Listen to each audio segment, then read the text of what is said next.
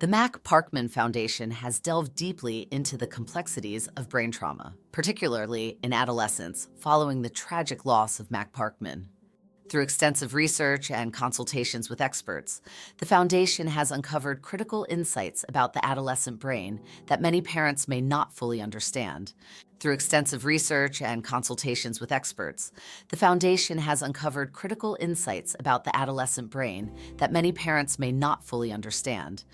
Recent research reveals that the adolescent brain is exceptionally vulnerable to injury. This vulnerability extends beyond concussions to include the effects of repeated, less severe impacts known as subconcussive trauma. While managing concussions is important, it is equally essential to recognize how these less obvious impacts can accumulate over time, potentially contributing to long-term brain changes.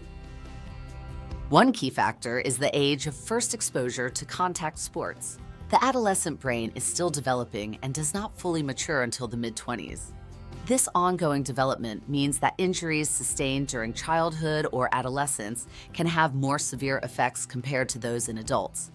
Both concussive and subconcussive impacts, those repeated, less intense hits, can accumulate and cause significant harm over time. The prefrontal cortex, a region critical for working memory, planning, and emotional regulation, is particularly susceptible during adolescence, as it is one of the last areas to mature. Dr. Ellenberg, a professor at the University of Montreal's Department of Kinesiology, emphasizes the frontal regions of the brain are more vulnerable to concussions. These areas oversee executive functions responsible for planning, organizing, and managing information. During adolescence, these functions are developing rapidly, which makes them more fragile to stress and trauma. Current medical technology, such as X-rays and MRIs, often falls short in detecting the full extent of brain injuries. Consequently, medical evaluations typically rely on subjective assessments and patient reports to determine recovery. This approach can sometimes overlook the subtler, long-term effects of concussions and subconcussive trauma. Furthermore, some athletes may underreport symptoms to return to play prematurely. Subconcussive trauma remains challenging to diagnose and is rarely addressed in routine medical screenings. Despite its prevalence in contact sports, the lack of attention to this issue means that many children are exposed to significant risks without adequate preventive measures. Mac's passing was not solely due to the concussions he suffered. It was the continuous exposure to subconcussive trauma that all athletes will endure.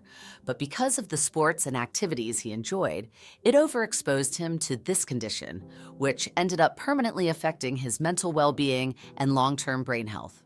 This is important for you, the parent, as while every child may suffer a concussion, every child who plays contact sports will suffer subconcussive exposure.